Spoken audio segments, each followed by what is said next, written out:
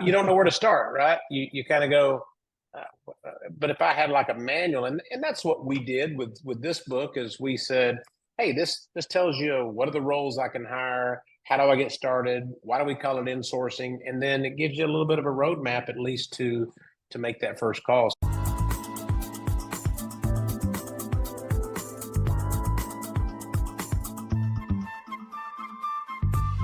Hey everyone, welcome back to another episode of the Book More Show. It's Stuart Bell here, and today returning guest, which I always love, J.W. Oliver. J.W., how you doing?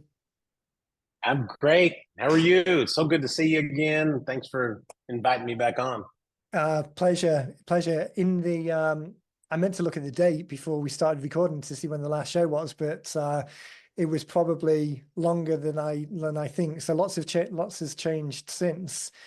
Why don't you give us a quick update? We've got new listeners, obviously, so give us a quick update on the J.W. story and Zymworks, which is the organization that I know you best from. Yeah, so I think more than likely when we talked last time, we were trying to put that on. Was it pre-mask? Was it post-mask? When was that exactly, right? I think the last time we spoke, we probably we're employing somewhere around 150 or 200 team members doing the virtual remote teamwork out of our primarily Harare, Zimbabwe location. We've since expanded. We're now in 3 locations. We're our biggest center and still our kind of our mothership, and it'll remain that way, is in Harare, Zimbabwe, where we have been since 2017. A year ago, I'm actually in Costa Rica today. And we have a center here that we opened up a little over a year ago, April of 2023. We launched it. We had a lot of demand for people saying, gosh, do you have anybody that's bilingual, speaks Spanish? We opened that center. And then we just launched in June of this year, 2024, a center in Lusaka, Zambia, which is, if you're not familiar with that, Zambia and Zimbabwe are border each other, and about a 45-minute flight from Harare. And we launched that again a month ago, and we just crossed over 1,100 team members or employees that we offer for remote. So we've grown a bunch in the last 5 years or so. And hey, I give it all to the book, right? If it wasn't for the book, it wouldn't have ever happened. No, it would have happened. Exactly.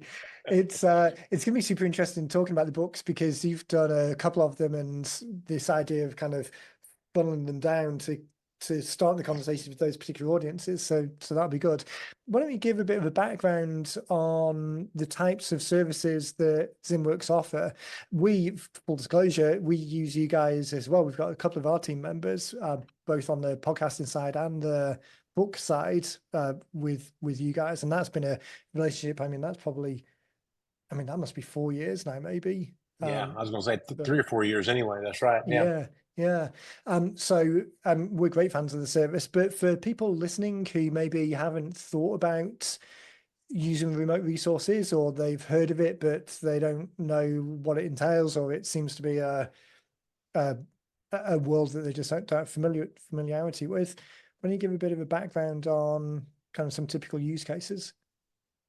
Yeah, we're a little different than most companies. When you think about remote virtual team members, many people are providing like call centers, where, let's say, calls come in, and it could be a number of people that are picking up that call and answering the phone. Hey, this is $9, and how are you today? And they answer the question. That we actually don't do that. We provide team members who work exclusively for the client. So you mentioned a couple of team members. I believe one of them designs covers and helps with that production piece.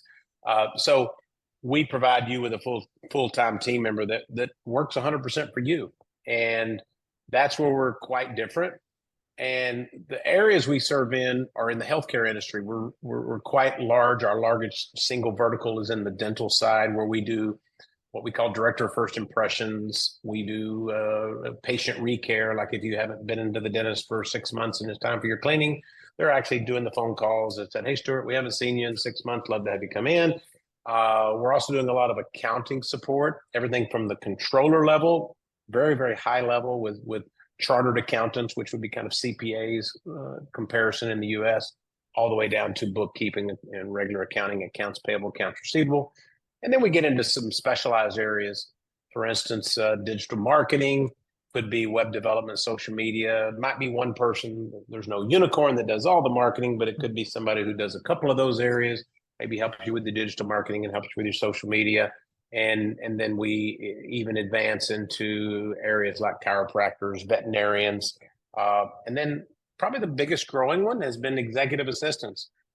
I know that the company of yours and also ours is a big about 2xing, 3xing, 10xing your time, and what are ways in which you can gain some of your day back. And most of that is learning to delegate better. So we provide what we feel like are very high level, university educated team members who can handle these tasks and could help expand on those EAs. And we have, I'll mention this, we have 5 uniques, which are important to understand. One of them is we have no work from home. The people that work for you and for all of our clients, they actually come into our centers where we have good backup power, triple redundancy on the internet. We have a very Googlish kind of an atmosphere with coffee shops, and we try to create a lot of fun for people when they do come to the work. They're university educated. They speak a little bit like you. They've got a little bit of an English accent, a little bit of the Queen's English, as you're aware of. We have no long-term contracts, which was something we didn't want anybody to feel like they had to sign up for 1 year, 2 years at a time. There's actually a 30-day in or out at any time. So we try to create this model where we made it much more amenable to for the client to be able to hire and utilize a remote worker. And I was going to say at the beginning, we see sourcing, BPO, all those words as kind of a negative. We don't see it as that at all. These are your team members. They're part of your culture, part of your team. So we call it insourcing, as we feel like that is a proper word to be utilized for that. Yeah. And it does change the dynamic of the relationship. I mean, having full-time resources that all of our teams remote, it's just that we've got a handful of remote people in the US and a handful of remote people in Zimbabwe, but they work on our time frame. So it's no different whether I'm speaking to Godwin in Harare or Betsy in Tampa. It's very similar. And with all of the remote tools now, again, whether the geography is 500 miles apart or 5,000 miles apart, it doesn't really make any difference. In fact, your internet connection over there is sometimes better than our internet connection over here. I've had mine go out at the house and they'll say, "Wow, ours is better than yours." So yeah, you're exactly right. Yeah, one of our guys is sometimes in Tampa, sometimes in North Carolina, and the Tampa connection's fine, but the North Carolina one up in the mountains, they're definitely not quite as commercial as downtown Harare. Yeah, that's right. That's right. Yeah, and you're right. I mean, the perception has changed on that. It's gone from this, and again, there's some roles that need to be in office, right? If you're a dentist or a hygienist, or if you do the sterilization in a medical office, and Right. there's some roles that require interpersonal relationships, and we get that. But people are realizing, especially post-COVID, right? This works. What you and I are doing right here works, and we have about I think 10 U.S.-based employees, some of our executive and our sales team and support team, but we're in all different areas. We're from all the way in Ohio to out in Arizona, down in Florida, and in Texas. So we're kind of spread out, and I think it's just become the normal. I had to ask him, like, "I'm sorry, where are you at again? I can't remember." You're like, "Oh, I'm in Pennsylvania." "Oh, that's right." Right. It just doesn't matter, and it wouldn't matter if you're in Harare right now either. Yeah, exactly. All those barriers and boundaries just come down so that it's the That's right. connection and the conversation. And I think that's what's nice, or that we find nice about the dedicated team, is that you do build a relationship with people over the period of time, the same way that you would do if it was local. And as we have no one physically in an office, it's not like we've got a remote team that feels separate from the local team. There isn't really such a thing as a local team, so that makes it easier not to have any differentiator between the two either. Although I would imagine that even if we did have a local team the guys do a pretty good job of constantly checking in and making sure even the management team that you've got there, kind of like our account managers, do a good job of checking in and if there's anything that we need and upcoming changes and just making sure that it's running and being facilitated as smoothly as possible. Yeah, I also think with the people are understanding how to use various KPIs and measurement tools and reporting tools so that you have markers. How many calls did you make today? How many sales did you have today, et cetera? So I think there's ways in which we've learned to do that. And I'll add this too. We highly recommend, and I'd even recommended it to you. You may already be doing it. We say, you know what, once a month, do a virtual lunch. We can facilitate on our side. We do it all the time. We'll bring in Subway sandwiches. We'll bring in chicken or whatever, and we'll have a virtual lunch or a virtual coffee or a virtual time and say, hey, let's don't talk about work. How's your family? Right. What do you guys do on the weekends? I know you love to play golf. Are you still playing golf? And that can really that's the old water cooler talk, right? What we used Right. to be in the break room and say, "Hey, Stuart, what are you doing this weekend?" You're like, "Oh yeah, we're going to go to the beach." Now you can do it virtually, and I think Yeah. that's helped build those relationships, which helps make those jobs more sticky, and they feel like part of an organization too. Yeah. Actually, that's a great point on the stickiness front. I mean, churn and turnover, it's such a, I think in the unless you're in the HR space in a big organization where you really pay attention to those metrics, for the majority of small, medium-sized businesses where we're just dealing with it as and when it happens, you forget to really account for just how impactful that churn is and the real cost of it.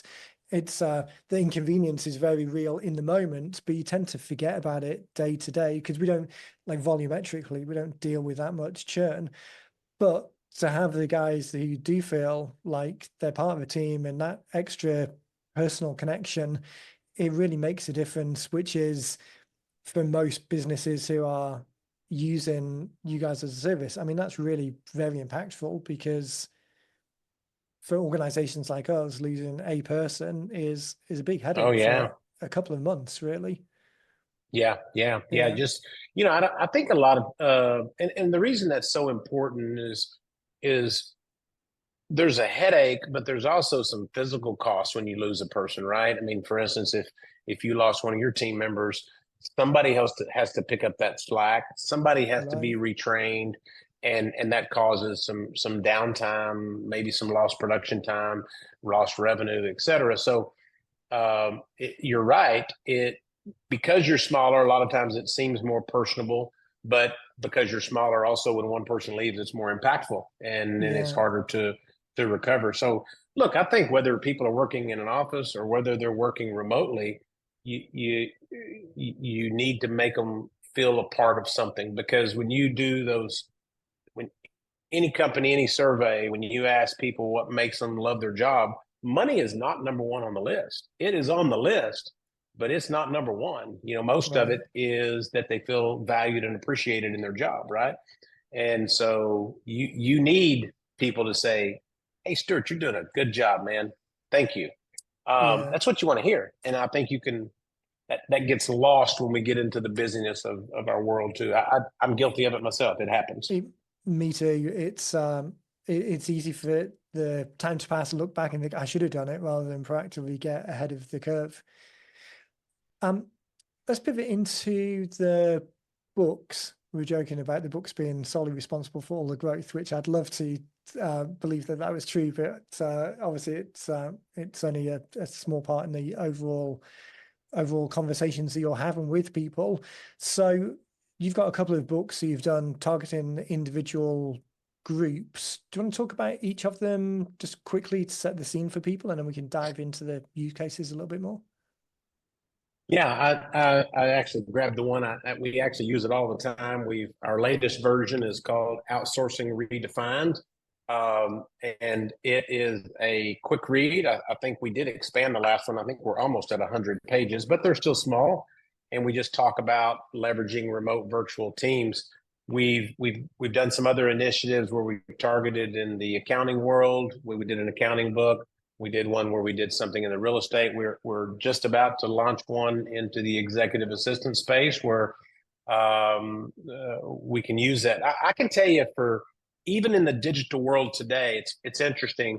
Our book's on Amazon. Our book, we can do digital downloads from our website. We've got all ways in which we use it, but I'll tell you, it's interesting. We do about 30 events a year, in person conventions, events where we display in Okay. person, and we put these out, and we say, hey, I'm telling you, there is nothing like the value of being able to pick up a book and hand it to somebody, and they go, hey, I appreciate that. It has, I don't know, there's something about it. It has more value than a download that's on my iPad, right? Right. Yeah. um, or on my Kindle or whatever. And so we use them.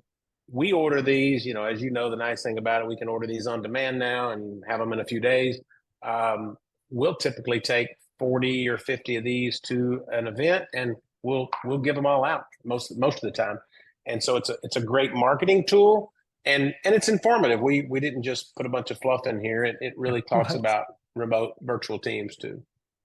That's such a key point, isn't it? It's given value. You're never going to answer the whole question. At the end of the day, the business, your whole business, it's not really knowledge selling, it's service selling. It's actually having customers needing to buy the service from you. So the book itself, it's not a situation. We get some financial advisors may be concerned about giving away too many of the secrets, in big air quotes, worried about giving away too many of the secrets in the pages, which isn't the case for you guys. But even in that case, information is freely available everywhere. It's very, very, very unlikely that you'll write something that's absolutely unique that no one can find elsewhere.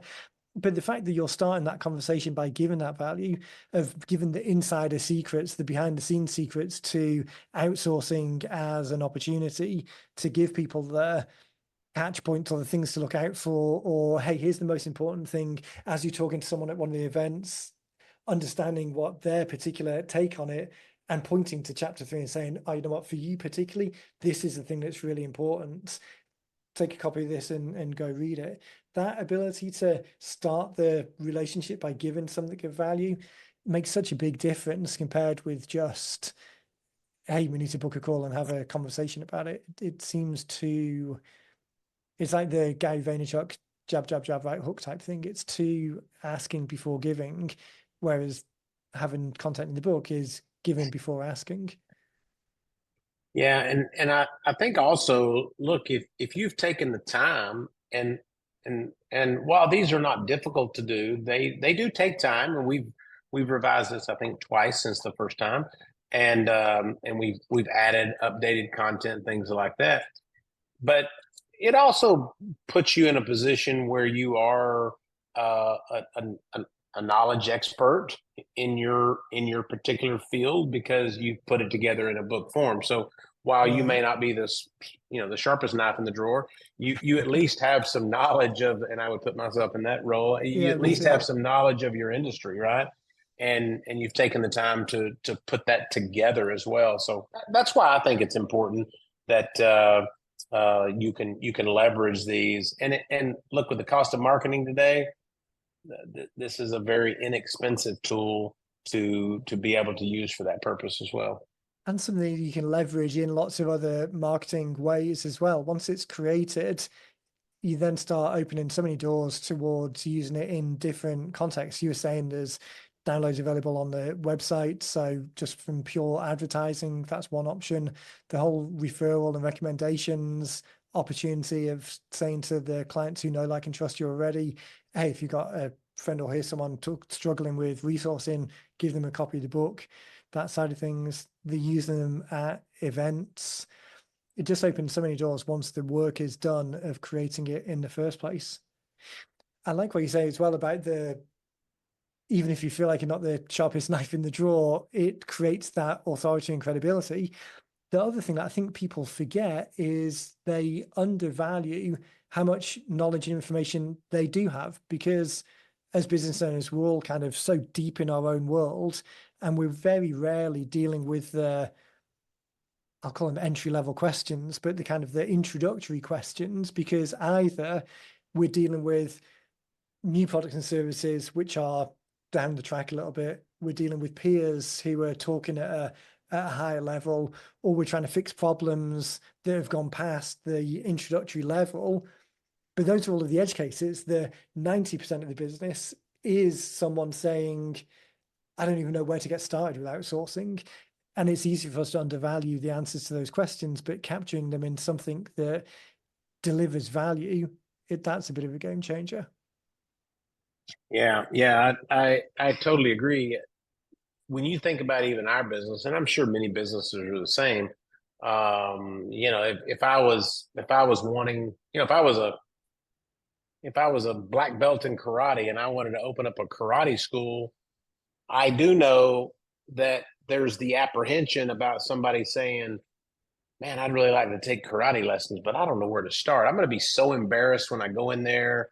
I'm not going to know in the kicks. How do I tie my belt? Do I wear the Right. uniform? Do I not, is there an inch? And I think if I was and I don't do karate. I'm not a black belt. I don't know nothing about karate, but if I was, you can see I probably had the interest before and I'm not doing that.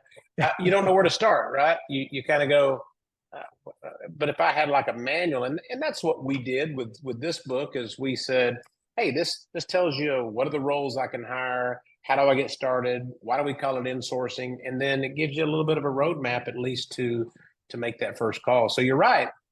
There's a lot of things we do that you know how if we don't understand something, one way to not feel like an idiot is just to avoid it. Just Right. don't go there, right? Yeah. And so we lose a lot of people that way too. It's such a great point and a great illustration, because I think it's easy for everyone to kind of picture that. And it's sometimes easier taking it completely out of your own business and thinking about another situation, because you're not coming with all of the baggage and the caveats in your head. But that exact example, if you walked into a gym or whatever the correct term for a karate place is. See, it's not my area of expertise either. Dojo. Oh, yeah, I think okay. is that right? I I don't need know why I to know that because I don't know karate. right. We need to go and watch Cobra Kai or whatever that Netflix show is. Yeah, yeah. But yeah, imagine going in there and the instructor made you feel bad or was condescending about not knowing how to tie the belt or what one move is. That would be a quick path to a very failing business. What's successful, and even if it was for your kids, even if it wasn't yourself, what you want is to go in there and to be made to feel welcome, for things to not to be made to feel stupid, for there to be a clear roadmap and a expectation of the path to the next steps, to have that kind of nurturing feeling of, hey, we've got you, here's the next. I refer to it as like a minimum viable commitment, that next little step that you can take, that it's not an overwhelming commitment. But bringing all of those things together in the book, in the asset that you're using to start the conversation, it just launches it all in a much better, more supportive way. It's funny you just brought that up. I was just on a call with somebody actually in Harare. We were actually interviewing him for a position, an internal position, and I said, "Hey, what do you like to do?" He goes, doing this and this." And hey, I just joined a group or I started a group for novice golfers who had never played golf before. Because when we went to the golf course, we didn't know where to stand and how do we get started and how do we hold the clubs and what clubs do we need. And so we started this group, and he's like, we started with I think he said 4 people, and we've got 28 people in there now in just a couple of months. And so, that's not a business, but if he was running a business, that would be a successful business, because Right. they said, hey, we're not going to make you feel like an outcast. And so in a business, you're right. We've had plenty of people that have said, I just don't know where to start. Well, I don't even know where to start. I don't have a job description. I don't even know. I know I need it, but I don't know where to go. So I think the book can give them hey, if you're really interested, take a couple of hours, read through this, and then I think you'll be ready to ask more questions. So you're right. It can be a very, very useful tool, especially when you're trying to explain your business as well. Yeah. The explaining the business thing, that's an interesting one. I was just on a call with someone this morning, the new client. So we were going through the outline stage of the book. And one of the important things there is kind of understanding who the audience is and what their motivators are and what kind of captures their attention. So for most people, I think they're using the books in the sense of addressing probably more of a cold audience than a warm audience. That's at least the way that people think about it in the first place. Now, we've got lots of strategies for using it with the warm audience as well, and it accelerates those conversations a lot. But it's easier for people to think about the cold audience. And the thing that we were talking about on the call this morning is, okay, as the business owner, you know what they really need to do and what you want to do for them. But actually, here's a whole load of questions that they've got and the concerns that they've got, which aren't necessarily closely aligned, but positioning in the book to answer their questions rather than give your knowledge or give your perspective on it. That's usually more successful because you need to join the conversation where they're at that moment and not 2 or 3 steps down the track, because they just might not know what they need to know in order to be asking those questions.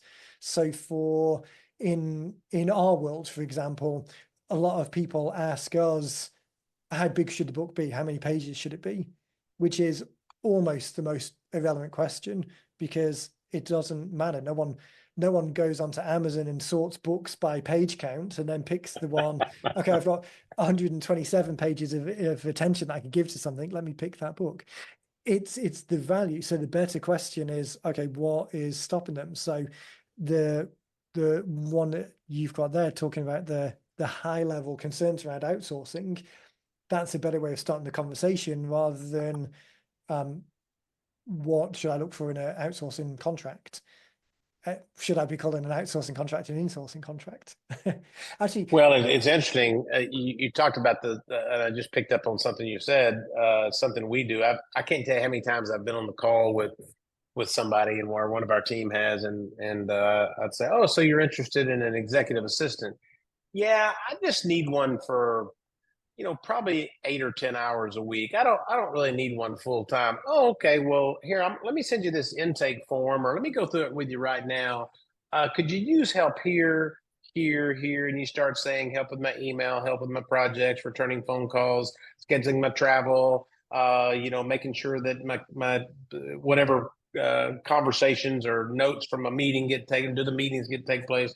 And you go through this, and it's over 100 tasks we've lined out, and you have them do a right. little checklist. Could you do this? And then they go, yeah, I could really use that. All you go, well, you need 2 people. Like you really need 2 full time. But let's start with 1 full time. So again, our minds don't imagine what's possible. We typically focus in on, you know what, I just need somebody to help me with my emails, but that's just an hour a day. And then you get into this conversation, so you can educate people again on what are all the roles that they can do as well. That's interesting, because you could see a scenario there where the book is titled around the email solution, getting back 5 hours of your week by fixing this particular problem. But then the actual content of it, that's the first chapter. And then the content introduces all of the other opportunities. So by addressing the problem that's in their mind, having that as the starting point. I mean, we often talk about the book as the starting point of the conversation, and it's the book isn't Yeah. really a conversion tool. It's the first point in several steps towards getting on the phone with someone. But even within the book itself, you can break that down further, so that the table of contents is talking about 3 or 4 areas, leading them from the beginning to the end of this bit of the conversation. But the title is the thing that gets them to the table of contents, and the title making that resonate with the pressing question. It's like the insourcing versus outsourcing. On the one hand, I could see a scenario where you write the book that is the manifesto book that extols the value of insourcing, which that's valuable, but maybe that doesn't have as big an audience, because the audience isn't necessarily sat there thinking, oh, you know what, I really could do with a better definition of insourcing here. So that being the intersection point, it's not necessarily the one that's getting more people to raise their hand, although that is something that comes through in the conversation. Well, it's funny. I just thought of it. I wrote it down actually, a title of a book. You and I were talking about this executive assistant book we're working on, and I thought you could do another one. Just call it Email Hell, right? And because we all live in that where it's like, oh my gosh, I've been out of the office for 3 hours and I have how many emails? Oh goodness gracious! Or people who send me a message, a text or a WhatsApp and going, hey, could you check your email? I sent you an email 30 minutes ago. Like 30 minutes ago. I don't check my email that often. Right. So I think you're right. You could talk about, hey, leveraging somebody to help you with your email, but what you're really talking about is that's just the beginning of things that take up a lot of your time. Yeah. And that introduction, like even within the book itself, we always tell people that you need to deliver on the value and the promise of the title because you don't want to bait and switch people in as like the worst Yep. case example. And you want to deliver value so that you're not superficially talking about things, you're actually giving something useful and moving someone to the next step. But you have as many pages as you want to write on something. And we're often talking to people about keeping the scope narrow rather than giving yourself a huge project and drifting off into too broad subjects. So keep it narrow. But that one, it's only the first chapter, it's only the introduction almost that needs to be mirror the title and the question that's in the head. You could then pivot into something else completely. Now, the value proposition is a thing to bear in mind. You don't want to bring in someone on an email subject and then say, oh, surprise, actually, email's got nothing to do with it. It's all of these other things. Still answer the question that they were hoping to get an answer to. But again, treat it like a conversation. Think about it like a conversation. It's not just a one-way broadcast. It's a two-way conversation, albeit that they're just on the receiving side. But the immediate next step, it's not read book, become client. It's read book, consume some more information, evidence to yourself that you're in the right place, jump on an EA tailoring call that really looks for the opportunities for you, not book a sales call type thing. So yeah, it's Yeah. really interesting when you chunk it down that way. Yeah. Good point. What's the follow-up sequence for you guys? So a lot of people are thinking about a book and then they'll get to the end of the book and then think, oh, thank goodness that's done. Wipe their brow, another fire comes up and they're off to the next thing. It's always a pet peeve when you see clients who have a book, but then you go to their LinkedIn page and there's no reference to it, or you see them doing some marketing material and it never talks about it. It's almost like it's build it and they will come, and people are sat there waiting for people to turn up. You guys using them in events and then the follow-up after those events. Talk about that a little bit more. Are the team kind of trained and looking for opportunities to use the books as amplifications for the conversations that they're having? Yeah, we actually couple ways we've done it. We have these little swag packets that we send out. It's got like a little either somebody who's considering us using us or somebody who's just signed on. We've got a nice little mug and some other things, and then we do put the book in there. We do encourage our what we call client solutions, our sales reps, if you will, to offer that free link. Say, hey, feel free to download the link, or you can also order it on Amazon at this link.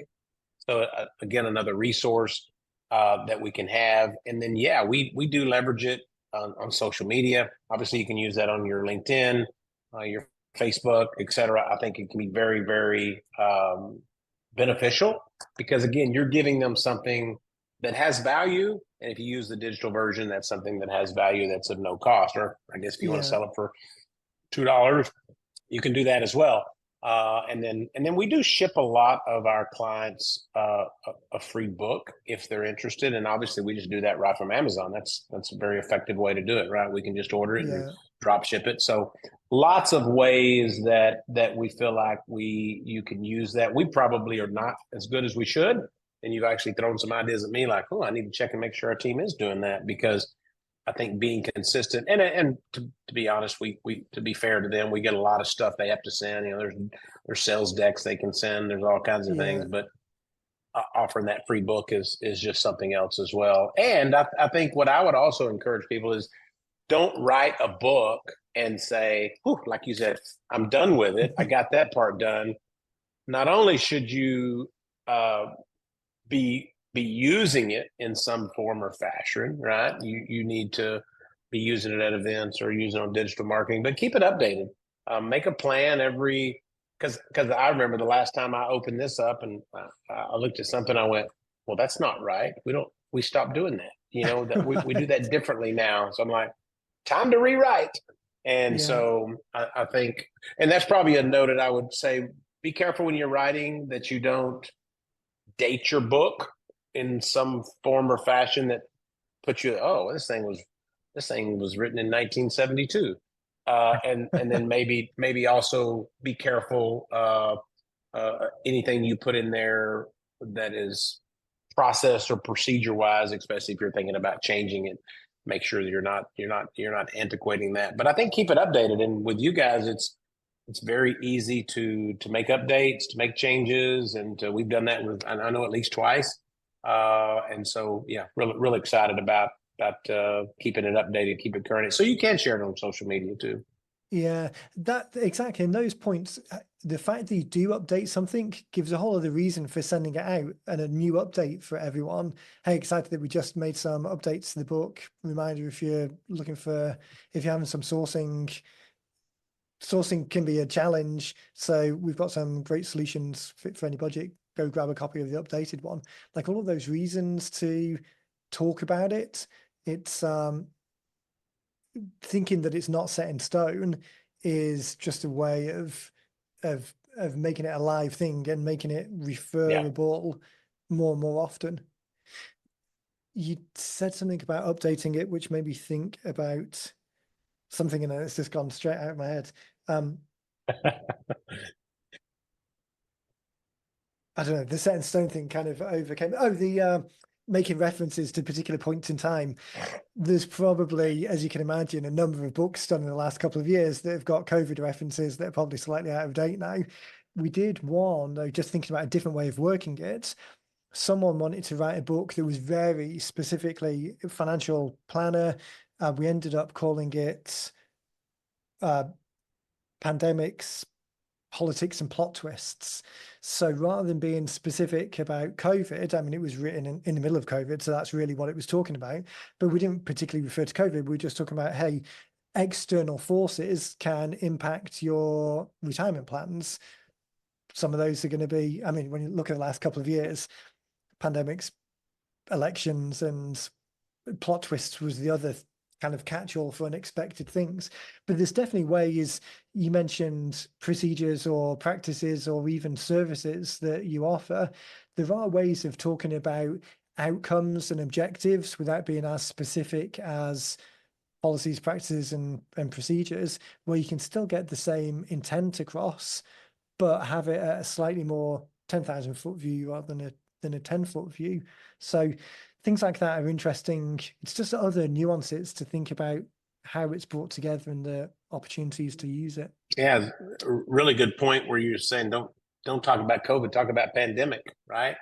Right. You might not talk about the uh, 2024 Major League Baseball All-Star game that just happened, but you might talk about All-Star games, right? Or you might Right. talk about the benefit of the Olympics. You don't have to talk about the Paris Olympics, just talk about Right. Olympics. So yeah, I think that's a good point to remember too. Is you can make a reference to the event, but not a particular Something event. specific. Yeah. Yeah, It's one of the reasons I like the way that we handle updates and just make them easy and accessible for people, because trying to get all of these elements lined up in the first draft, I mean, if you're a practiced author and you've done this 20 times before, the one out of the gate will probably be pretty good. But if this is the first or second time that you're doing it, there's so much mental bandwidth around getting the project done. If you think that it's set in stone and a monk is going to typeset it and then they're going to ink up the printers and then that's it for 50 years, puts such undue pressure on the outcome, as opposed to thinking about it as, okay, this is the first version that we're getting out now, and if I want to update it tomorrow, that's easy enough to do. So you can do iterative improvements. And I think that takes a lot of the pressure off, because we're all used to doing college assignments where things come back well, personal experience, come back with red pen marked all over it. And then Lots of red pen, yeah. the next time you're thinking, God, I don't even want to do this. But if you think about it as, hey, I bumped into JW at Starbucks, we're having a conversation about something, might lead to something, it might not, but it takes the pressure off that conversation. Kind of think about wrapping up on one thought that I had, I think makes a lot of sense too.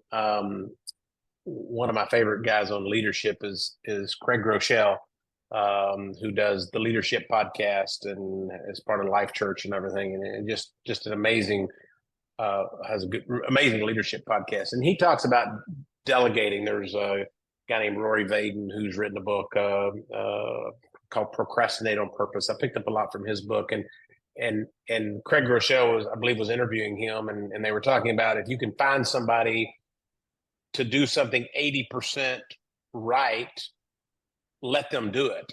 Even the 20% mistake in there, it's worth it that you don't have to do it, that you can delegate that to someone and they do it because that's close enough. And I would probably say that on writing a book. When I think I've thrown them all away because they were so bad. I remember the first one I wrote, I kind of read it a year later and went, oh, wow, did I say that? Did I put that? Did I approve that? And then we made a change then. And I think we made a change maybe a year or so ago. And so I would encourage, if you're writing a book, don't try to make it perfect. No. Just don't even attempt that, right? Just get the information on paper. People get it. They understand it. Get the point across. And then if you want to make some changes, but if you're going to try to make it perfect, you'll never put it in print. That's for sure. And you probably experience that a lot, I'm sure. Yeah, exactly. It just the project never gets done. And there's ways of, I mean, the reality is readership is astronomically low, even for fiction books where the whole job of work is for the book to be read. I mean, that's completely 100% why they're written. Lead generation type books and kind of this type of book where the user, the recipient, they don't really want the book. To a certain degree, they don't even really want the knowledge. They want the outcome. They want the problem fixed. It's just they see the book as a stepping stone to the outcome. So if you think readership rates of fiction books where it's 100% job of work is to be read are tiny, and then you think of that trickling down to how many people request a copy of the book versus read the table of contents versus read every page. So this whole not getting anything out because we're trying to make it perfect, it's such a mismatch in the job of work that it actually does out there in the world. Now, obviously, there's a minimum standard, but you can preface things by saying, typically, we're not charging $15 for a book on Amazon, which means it's getting compared with Seth Godin's latest book. We're giving it away as a lead generation tool to start a conversation and adding a degree of value. So you can preface that in the introduction, in the copy that you send, in the follow-up email, in the conversation.